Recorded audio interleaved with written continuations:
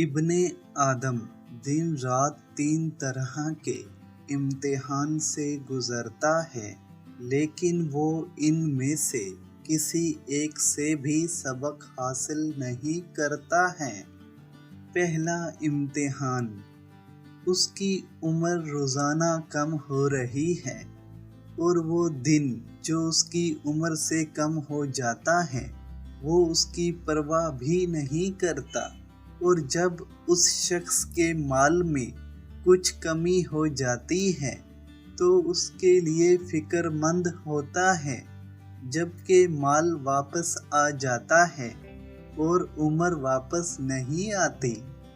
دوسرا امتحان، ہر روز وہ اللہ کا عطا کردہ رزق کھاتا ہے، اگر تو وہ حلال ہے تو اس کے بارے میں سوال ہوگا، اور اگر حرام ہے تو اس پر سزا دی جائے گی، اور وہ حساب کے انجام سے ناواقف ہے۔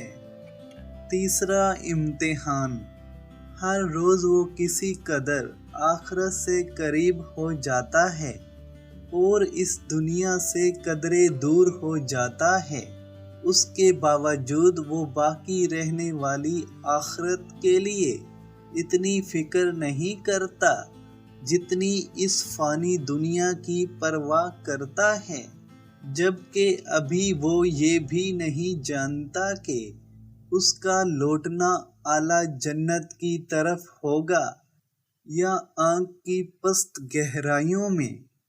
یا اللہ ہمارے لیے اس دنیا کو سب سے بڑا غم نہ بنانا۔ کاش کہ یہ بات تیرے دل میں اتر جائے۔ خواہش صرف اتنی ہے کہ کچھ الفاظ لکھوں جس سے کوئی گمراہی کے راستے پر جاتے جاتے رک جائے، نہ بھی رکے تو سوچ میں ضرور پڑ جائے۔